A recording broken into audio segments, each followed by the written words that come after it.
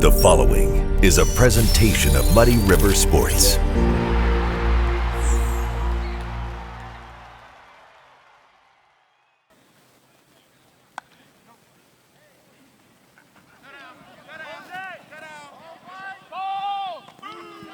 I mean, the biggest thing for me compared to last year is I was more just a strictly deep ball guy, things like that, posts, go balls, things like that. So it's really just about improving like the short game, medium pass game for me, so it'll open up more on offense for me and my teammates as well. The mere notion of an improved Kyle Dixon should absolutely terrify Hart opponents this coming fall. His 60 receptions a year ago were 3 times more than any other Wildcat pass catcher, as were his 12 touchdown grabs. His 1,100 receiving yards was good enough for first-team all-conference honors for the junior transfer from SIU Carbondale. Moreover, Kyle's already pinging NFL scouting radar. He wants to be good. You know, that's one of the biggest things. He wants to be good. He wants to be a good blocker. You know, that makes a difference to him. He wants to be a leader. He's not a prima donna kid. He don't think he deserves the ball because his name's Kyle Dixon. And so that kind of rubs off on guys, you know, because if he's not over there crabbing that he didn't get the ball enough in practice that day, nobody else gets to. And so it just kind of changes the overall perspective of the receiving room, and they realize, hey, listen, everybody just does their part, and we'll get ours when we get ours. But the hallmark of Tom Sally's best Wildcat offenses has been pass-catching diversity. And the folks on the Hill think they've recaptured that dynamic beyond any singular target. Man, we got lots of talent this year. We really do. Bringing Edmonds back from last year, I mean, he started to get more opportunities in the second half of the season, and he shined with that. Then we got Logan Grayson, Wiggles, JD, Jason Davenport. We've got a lot of guys who are older and athletic, can go up and get it type guys. So that meshes well for the type of style we're really trying to play with. That heightened receiving dynamic should augment the scenario for whichever newcomer assumes quarterbacking duties. Tom Sally worked the portal hard to cultivate depth there, led by Emporia State transfer Liam Thornton. We got a couple guys we think that can play, that have played in games, or that for us, or that we think can really make a lot of plays, and getting them guys in there and letting them run around and just be the athletes that they are will be big, you know. The one thing that we have, you know, it kind of starts reminding you of the years of past when you were successful. We got a lot of guys that really like football. They like playing football. They like talking about football. They like being in our office. They just want to be around it all the time. The other stuff don't matter to them. They want to talk about football. They want to hang out with the coaches. They want to hang out with each other. They're down here before practice goes, and they're doing stuff already. You know, it's an impressive group over there right now. No, I'm super excited for what we got in the quarterback room. Lots of athletes, lots of athleticism, which is going to be good for us to keep people from doubling our receivers. Yeah, I mean, super athletic, but also a really smart quarterback, and that's a huge thing.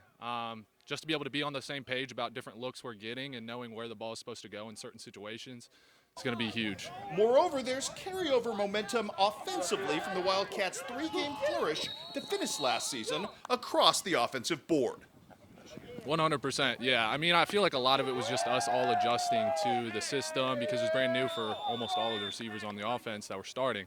So just getting used to the offense, everybody getting more familiar with each other, and then just really finding like our identity as an offense and who we are and the type of players we want to be.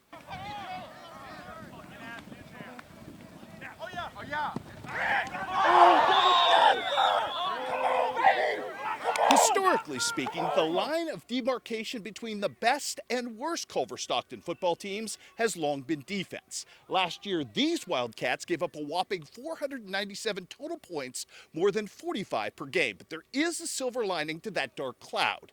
The Wildcats returned 10 starters on that side of the ball, dedicated to improving that cause. You know, that was a different team last year, so we're just, you know, ready for the next one. What's the strength of this defense? I think it's all over. I mean, we got new guys at every spot and a lot of rotational guys. Like, we'll have groups coming in and off, and I think, like, our ones, you know, complement our twos. And you know, a lot of the guys that played last year were in their first year of playing. They might have been a little bit older, but they were playing for the first time. And what you get with that is you don't get 9 guys making mistakes on the same play. You get one guy making a mistake on that play and then another guy making a mistake on the other play. And in college football, when you make a mistake, people find it, especially good teams. And in our conference, you don't play any bad teams. And so them guys just coming back and understanding the scheme. You know, you saw great improvements in the spring, you know, with them guys knowing their assignments and being where they're supposed to. And that's 90% of defense, is knowing where you're supposed to go and getting there. And they did a really good job of that, and they did a really good job of that today so far. I think our linebacker group will probably be the best group out on the field, but also our DBs and our D-line, we have a really good transfer group that came in and a really good recruitment that went through. Yeah, you got Caden, we got a kid, Joe Cook, who's going to be a phenomenal player for us. You got a bunch of veteran guys like Mason Vickery and Romella Hinson and you know, Ryan Martin coming back for his second year now, and Sean Ussery, and I can go down the list and just kind of talk about all of them individually. But having a group that's a little bit older, a little bit bigger, a little bit stronger, that makes a big difference. This past season was a great dictator off of what our season can look like. As you see, like our offense is really going to be dominant. Our defense, our key players are back, are returning, and really going to push forward to make a really great season. This team has to kind of find their identity. They can look at last year's successes and kind of realize what they do good, what they need to improve on. But overall, I mean, I think the attitude of this group has to be great for this group. They can't look back and rely on those guys, because I think you get caught up in that. And so every day and every play, them guys just working to get better will put them in a good spot. Yeah, I mean, you got to get out to a quick start. You can't put yourself in a hole to start the season. Otherwise, you're climbing out of it for the rest of the season, and there's not much left to play for other than yourselves, right? So biggest thing is, like, coming out hot, have a great first game, great first scrimmage, and really build off it within every single practice. That's what it's going to take. Muddy River Sports. Our home, our sports.